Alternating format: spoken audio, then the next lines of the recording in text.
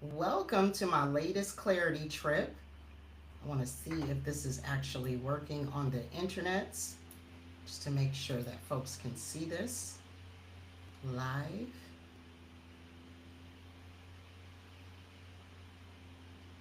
Just to make sure. It looks like it is queuing up and we are good to go. So let me close these windows so I don't have reverb.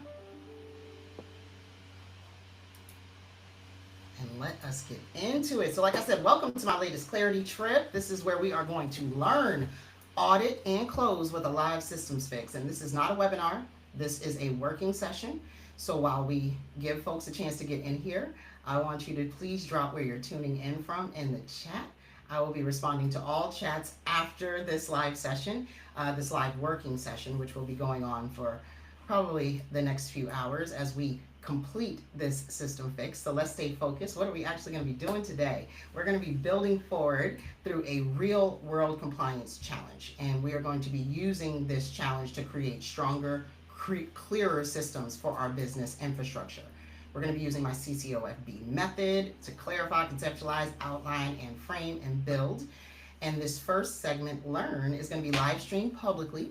The rest is for us, the people who are actually here in the room doing the work. So if you want in on the process and build portions of this event, I will be posting a link in the chat for you to register for today's event. And also the registration link will also get you to that page, so you'll be able to get in with us. You'll get an email with the link to join us here in the Riverside.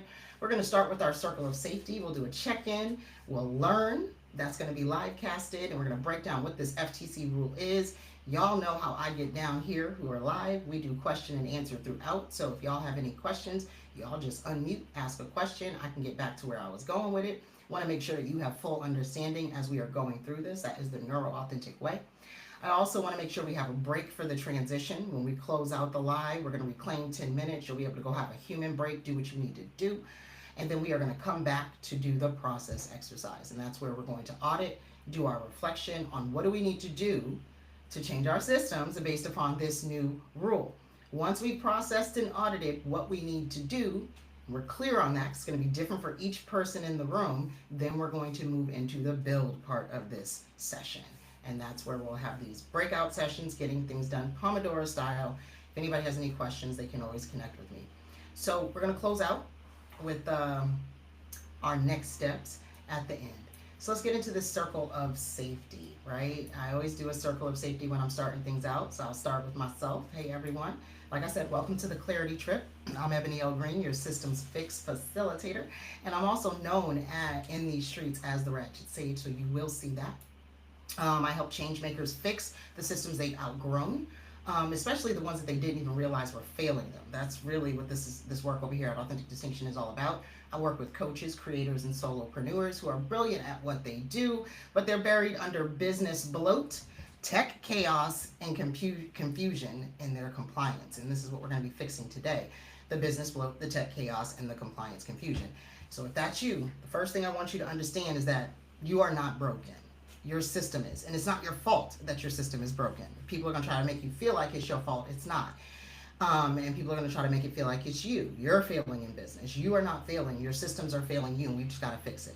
And I created the CCOFB method and the Clarity Trip experience to help you rebuild with clarity, legally sound, human-centered, no bullshit systems that can hold up to whatever you got coming at you and whenever things get real, all right? So you don't need another masterclass to watch while you multitask. You don't need something to watch and then later on you got to go do the thing. You need someone in the room with you right now who knows how to turn that overwhelm into a working process so you can fix it today. That's the system fix. And that's what we're doing here, all together, building it together. So I want y'all to bring your ass, right? Before we get into the meat of this session, let me tell you what this space is and how we roll over here at Authentic Distinction. I want you to stay rooted in the fact that this is not a masterclass or a webinar. This is a working room. And in this room, we bring our whole ass selves, okay? And that's what I call bring your ass, your actionable safe space. And what that means is you are allowed to be different here. In fact, please be. I want you to stay focused on your own clarity and your own systems, not fixing other people and their shit. You're here to focus on you. I want you to speak from truth and experience, not from ego. No capping. And most of all, I want you to do your work. Make the time. Prioritize you and your greatness. I don't think we do that enough as we're doing the work. We just be going through the motions, and that doesn't serve anyone. So this session only works if you show up for yourself inside of it. And if you're ready, let's do this together by starting with some introductions. I already went, so who wants to go next? Introduce yourself. Let's see if we have anybody in the waiting room.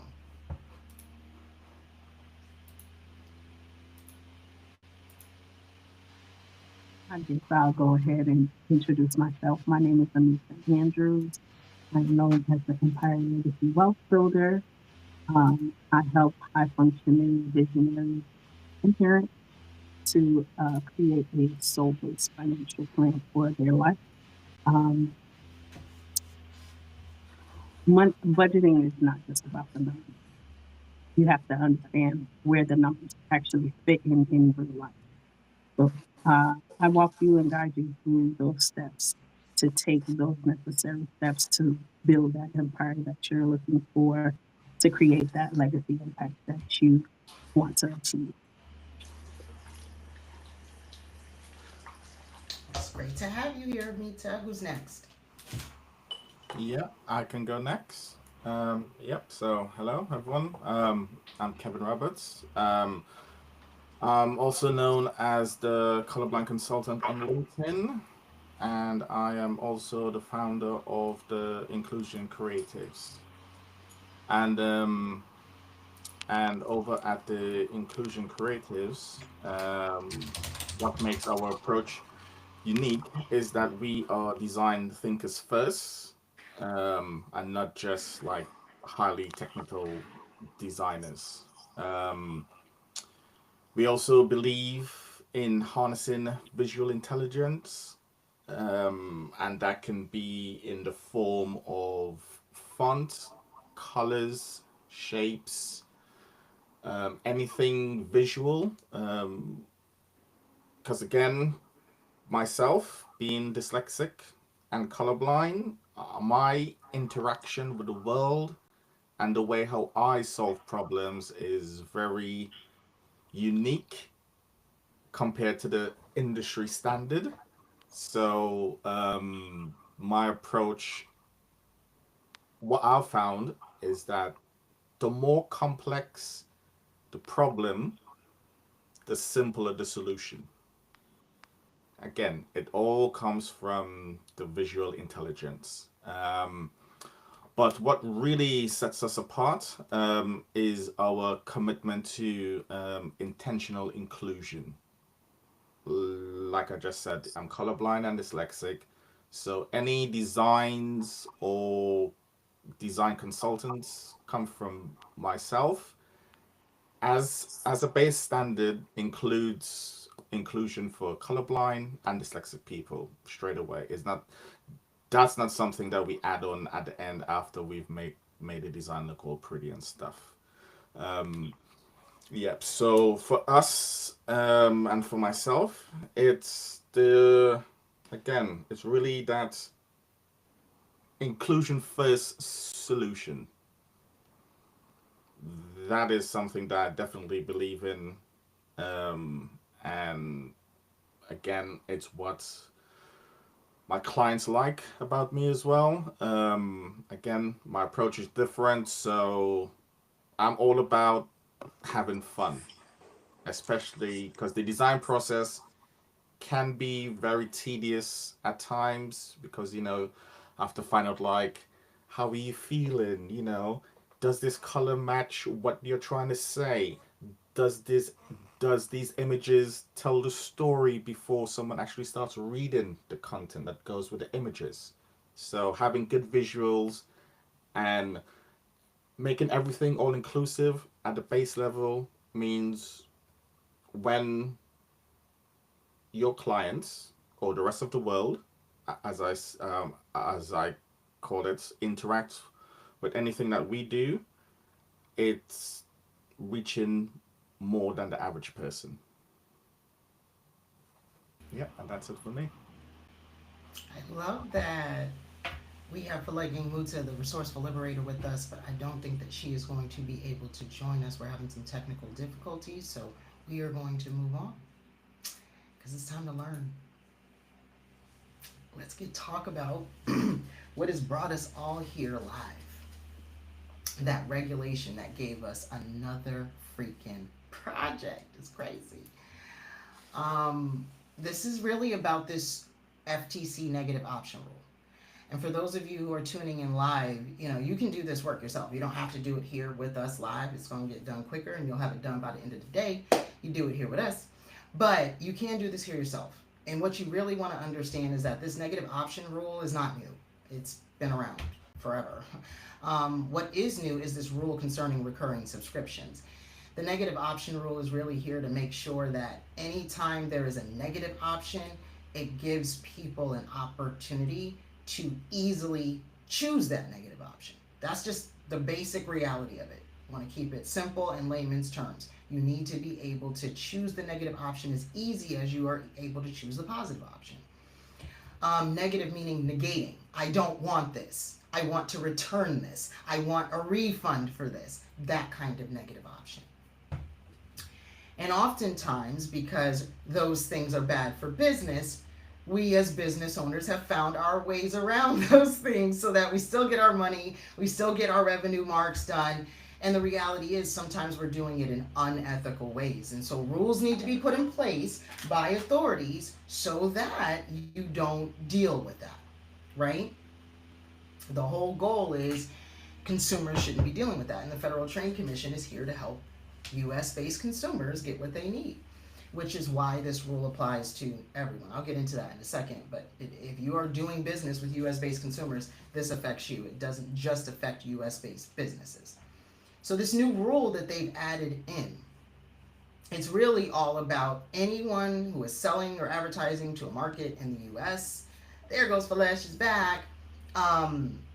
They're dealing with this rule concerning recurring subscriptions. And anytime you're dealing with memberships, subscriptions, this is going to occur to you. And it's going to relate to what you have going on. You're going to be expected to comply with this click to cancel rule, even if your business is registered outside of the US. So these updates kick in within 180 days, which actually falls on May 14th. So we are actually ahead of the game right now. We're just in time. So no one is behind compliance. We're trying to get in compliance and make sure that our systems fit that.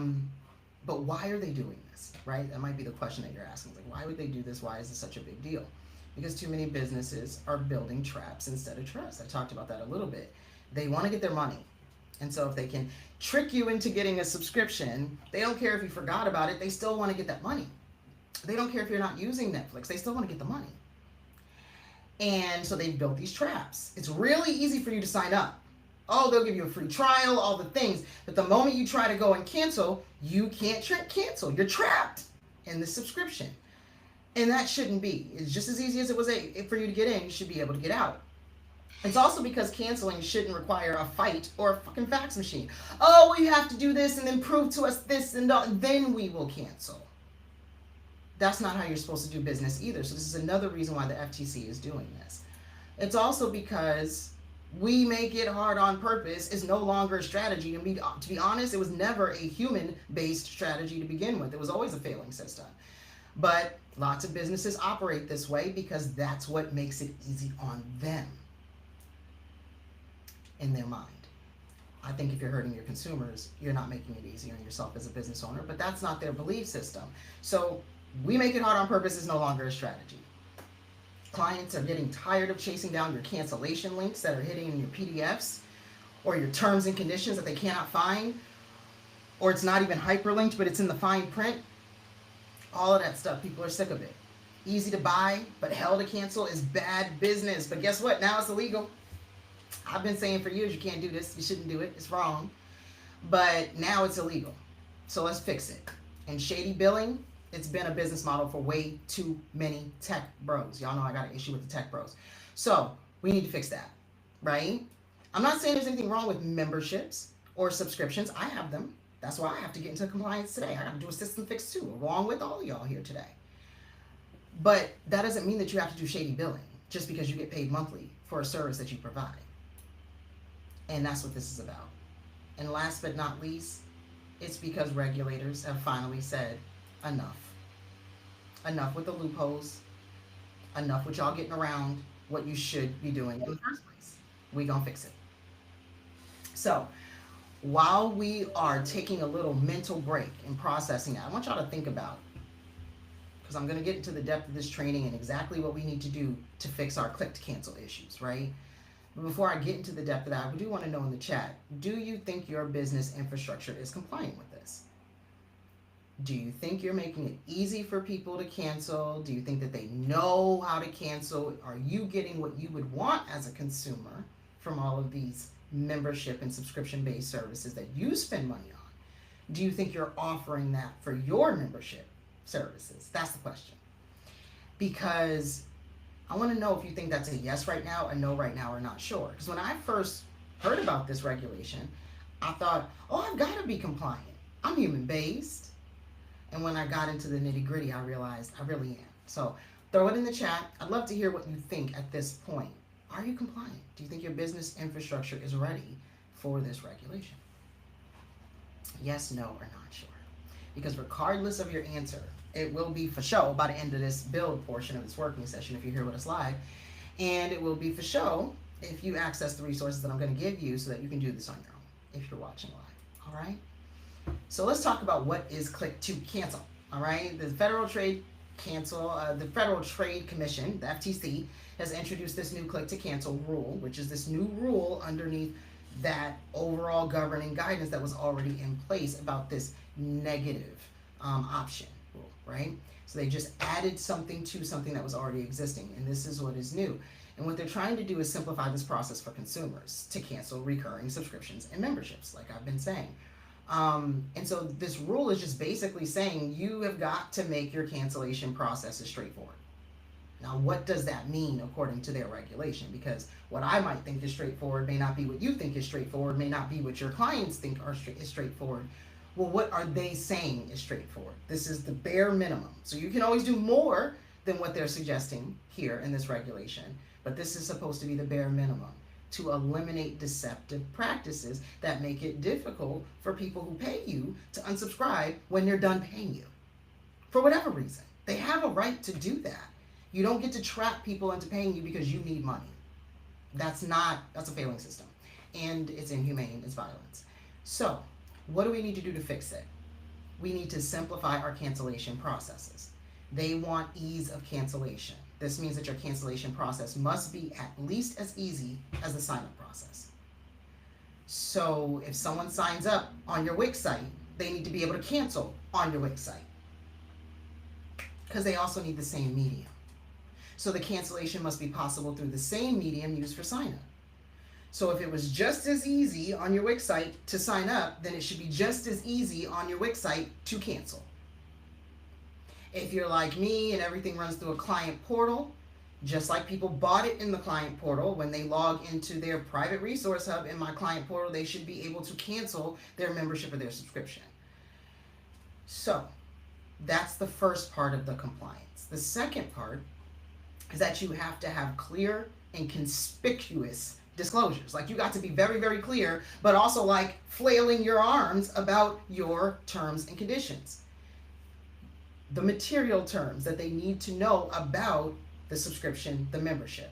So before you even obtain their billing information, you need to be clearly disclosing all of the material terms. That includes that the payments are going to be recurring, if they're going to be recurring, which is usually what a subscription and membership is about. So they may not be recurring indefinitely. They may be recurring for the next 3 months. They may be recurring for the next 6 months. It may be a weekly payment that only goes on for 10 weeks. Whatever it is, that's recurring. And you need to make it clear what that recurring cycle is and when it ends, or if it's indefinite until they cancel. And you also need to make it clear that they have a deadline by which they have to act to stop the charges. So if they need to reach out to you 24 hours before it's going to their credit card is going to be hit with another charge, then you need to let them know you must cancel within 24 hours of your next payment, which is going to happen at this date and time. And that needs to be a part of what you're disclosing even before you get their billing information. So this isn't an email that goes out after the fact, after they've purchased. You need to be disclosing this at the point of sale. You also need to be clear about any amount or any ranges of costs that they may incur because they cancel. So if there's going to be any cancellation or anything like that, you need to make that clear to them. There's going to be a cancellation fee. You can cancel in the middle of your monthly subscription, but it cancels at the end of your month because I don't do refunds. That's in my refund policy, and then refer them back to the refund policy. We are going to have to be tip top, and our I's have to be dotted and our T's have to be crossed when it comes to these terms and conditions. They have to be talking to each other and working together. And then you have to have information about how. How do they cancel their recurring payments? Do they need to email you? Do they need to WhatsApp you? Do they need to hit you on a Telegram? What needs to happen? Do they need to log in to their client portal, go to their billing portal, and then go here and cancel? You got to do the screenshots, give them the SOP. They need to know how to cancel. And again, these are the 4 things you need to give them, these 4 material terms. Talk about how the payments are going to be recurring. Make sure they understand the deadlines that they have in order to cancel, to stop the charges. You have to make it clear to them the amount or the ranges of the costs that they may incur if they cancel. If it's nothing, then you don't have to disclose that because that's not a part of your material terms. And you also have to make it very, very clear to them, step by step, what they have to do to cancel the recurring payment. All of that is the material terms. And if you don't make that clear at the point of sale before you even get their billing information, then you will not be in compliance with this new rule. That's it.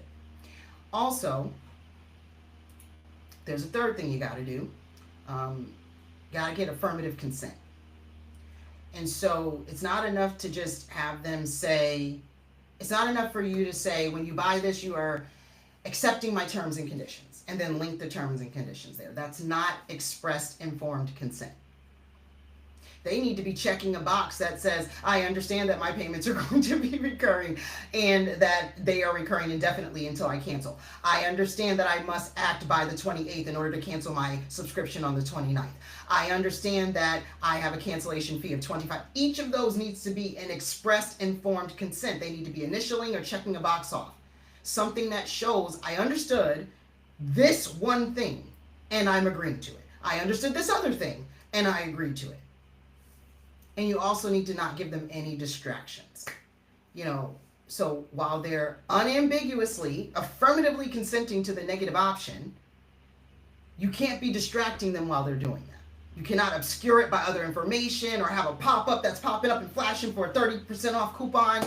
You need to make it, that's the only thing that they're focused on. It might be better for you to have one of those pop-up windows that, like a light box, that lets them know, like, listen, you are agreeing to these things if you purchase this, before they go to give the credit card information.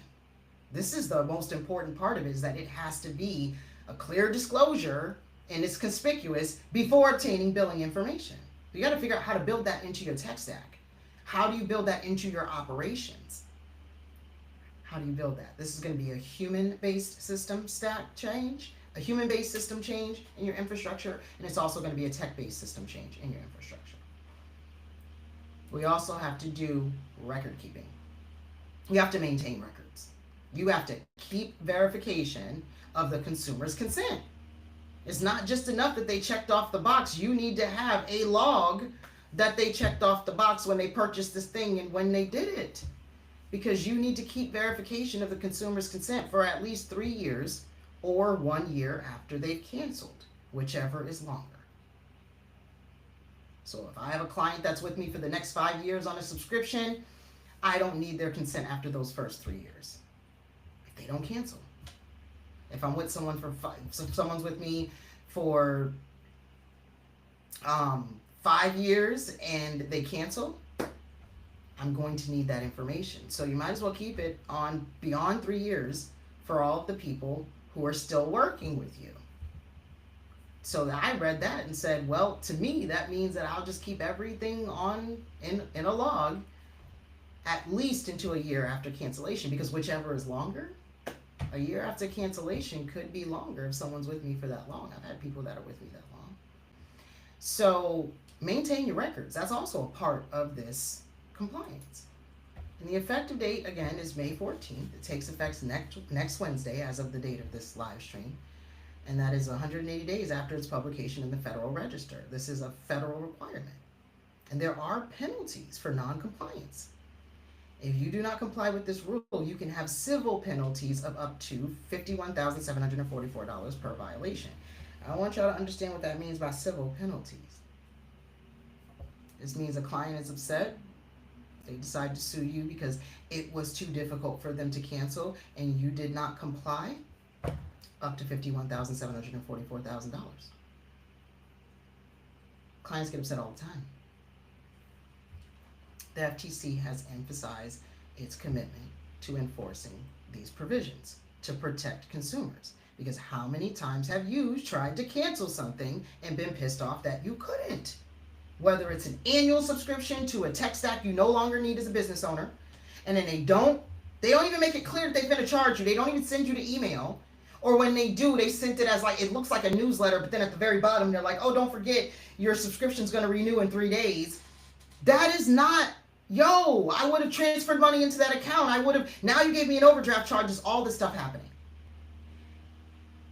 We get upset about that as a consumer. We can't be perpetrating a fraud. We gotta be about what we talk about. If we know it bothers us as consumers, it's going to bother us as a business owner to do that to our own clients, our own consumers. So I'm encouraging y'all to not be out here inauthentic and ashy in these streets and to comply. Not because this is a rule, we gotta follow the rules, because y'all know I'm a rule breaker. I'm a rule breaker when the rules is dumb. But this actually makes sense to me. It makes sense to me as a business owner. It makes sense to me as a change maker. It also makes sense to me as an advocate and an activist. But also, primarily, it makes sense to me as a consumer.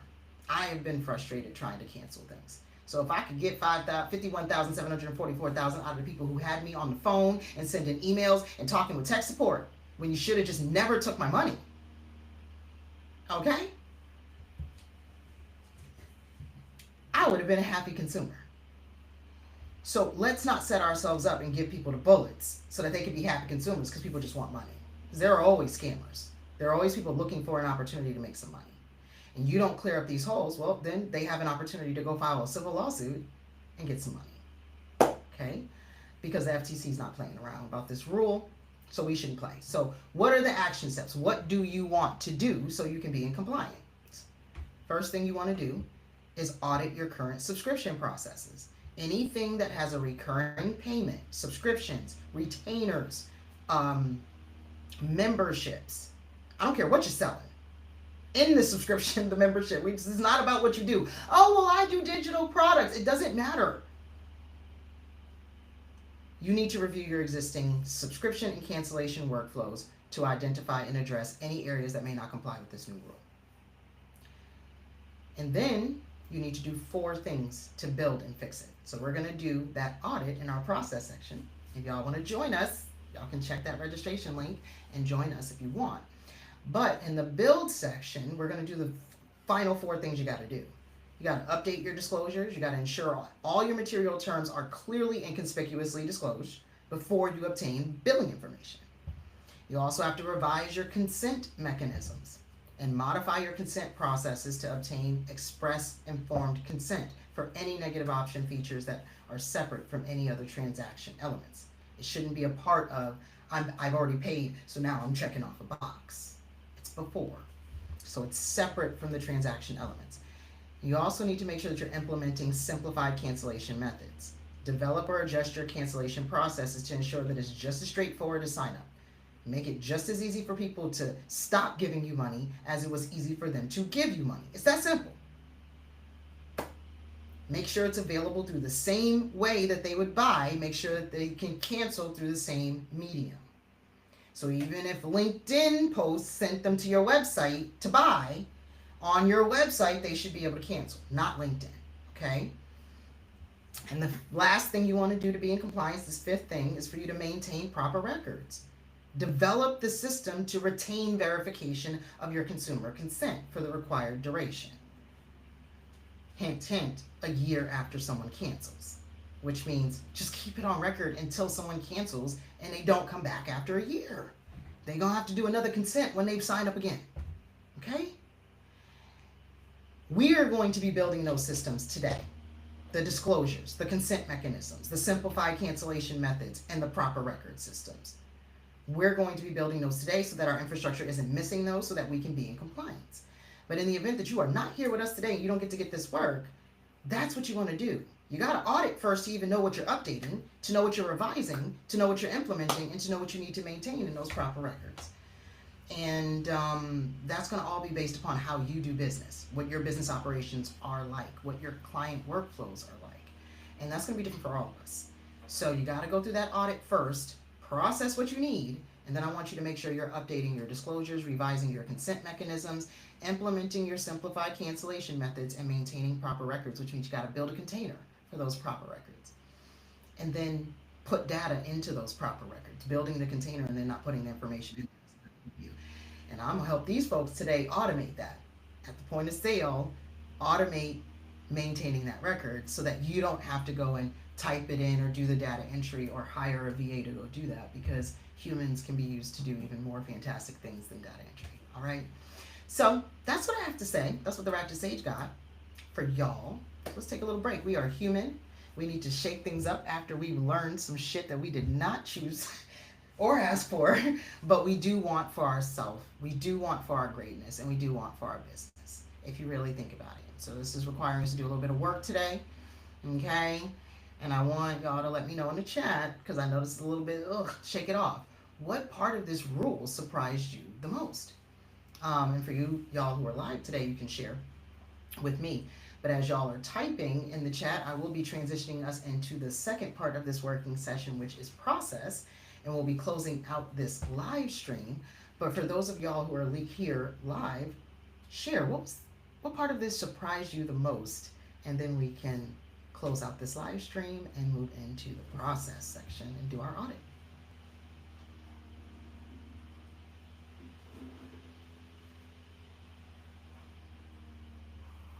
Yeah, I'll go.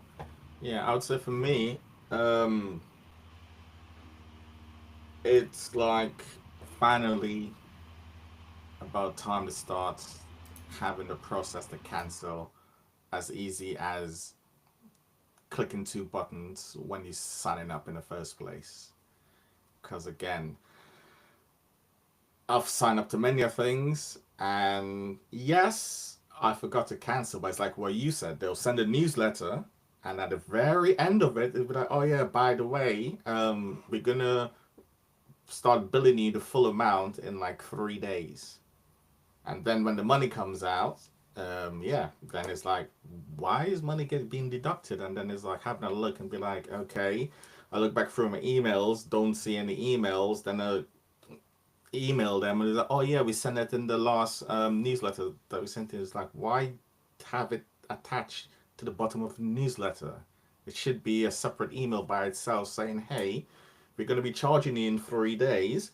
Do you still want to continue using this service? And then it's like, okay, well, I don't use it anymore, so I want a refund. And then they give you like a 50-page document to fill out. And then if you make a mistake, you have to fill the form out all over again. And it's like, they'll give you the form today and they'll be like, oh yeah, we need the form back in like 24 hours.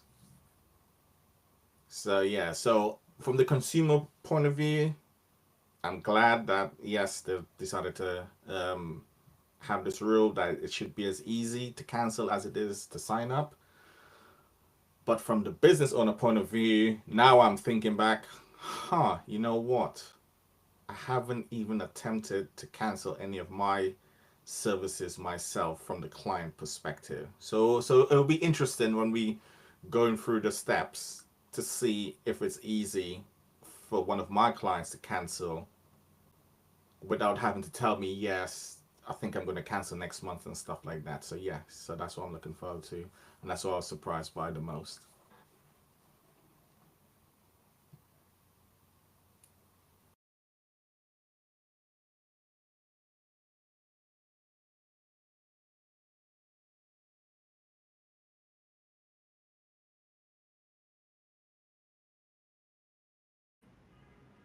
Yeah, I'll go. I don't know if it's anything that really surprised me the most, as much more though it's the record keeping, like having to maintain those records and making sure that everything's going to be in order so that if something said would happen, that you do have access to it, that it is easy to get to, that you know how long to keep the records, because that, keeping records it takes time, but if you don't have, like you said, a process set up for it or where to go to, it can be very easy for a business owner to forget, like, how to where to go to after blah blah blah, and I need to maintain it for however long, and sometimes we can be quick to just be deleting things, to just delete and get rid of, but it's like the stuff that we need. So now thinking about it makes me think about storage space. Where does this need to go? Where is this going to be housed so that I can keep this correctly? Also, especially as a solopreneur, like I'm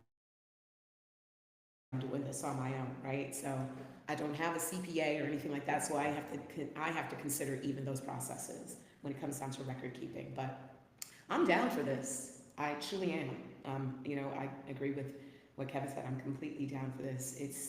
It's too easy to sign up for things and so hard at times to sign to get things canceled. Actually, it's really predatory. So I'm, as a consumer, I'm like, yeah, businesses should be hit with something like this, because this is annoying. How much money have they made off of people through these predatory practices, and people are getting caught up in it? So I'm just like, absolutely. And as a business owner, I'm saying as well too, absolutely. Like, it doesn't change. I'm saying absolutely, because it's bringing in a level of ethics into the work that needs to be done, into the integrity, and people do need to get fined. Like, it's ridiculous how we have allowed industries, so many industries, to get away with this. And so I'm just like, yeah, hold me accountable. That's a part of being a business owner, right? So hold me accountable. I'm not shook by this. Like, okay, let's do this. I know many people probably are going to be, and I'm just like, good, good for you. You should probably. But no, I'm completely here for this. So yeah, those are my thoughts.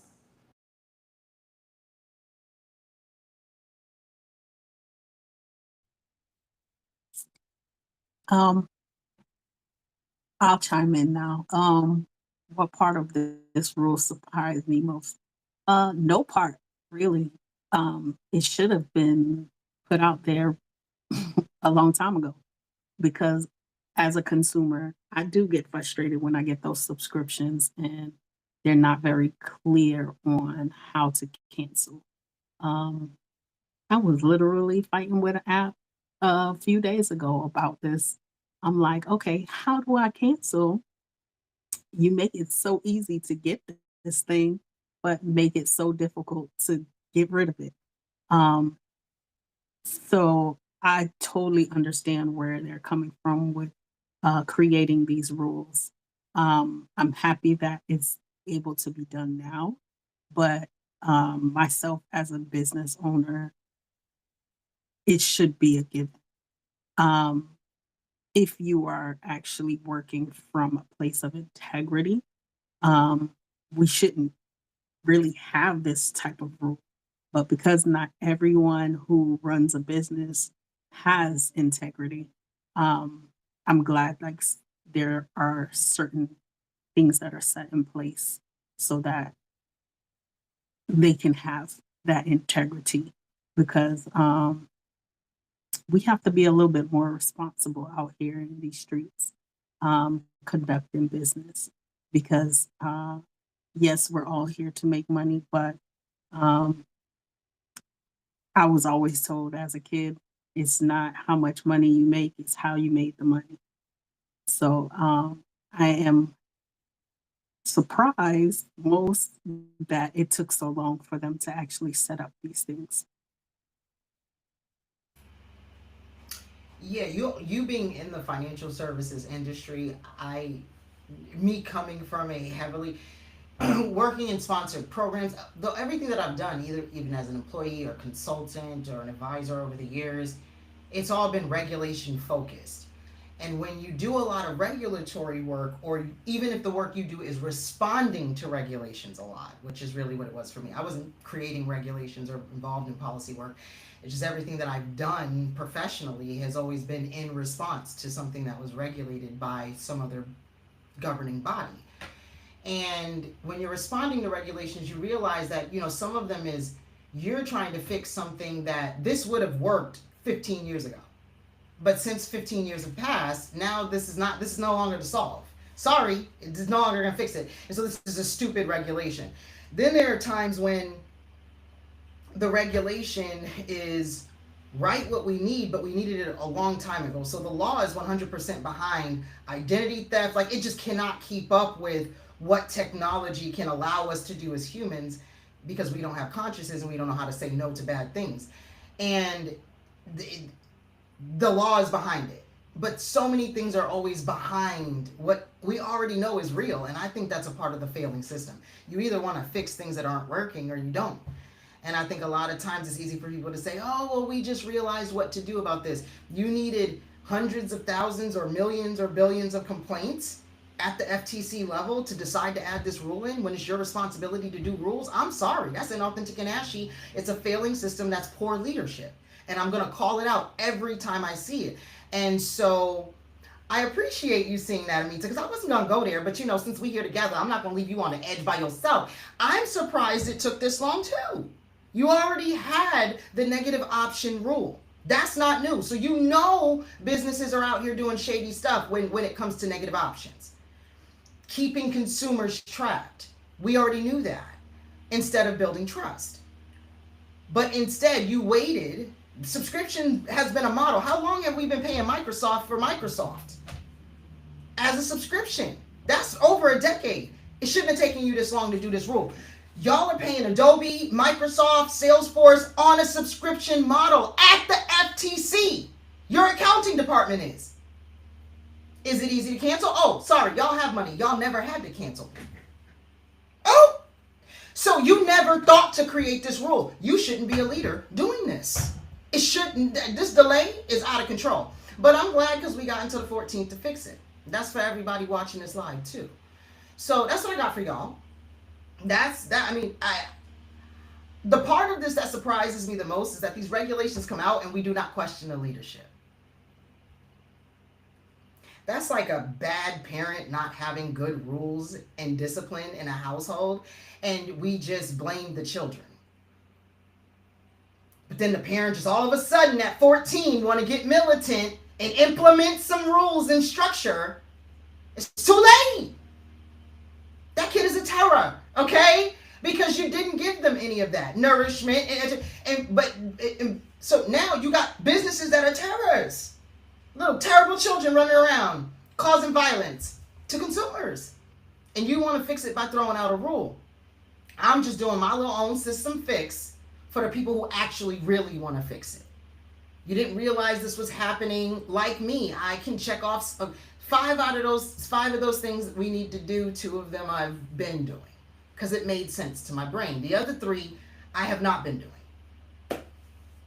The record keeping is to protect me so that I can prove to the law that I actually did this, that I was compliant. It's not necessary intuitively.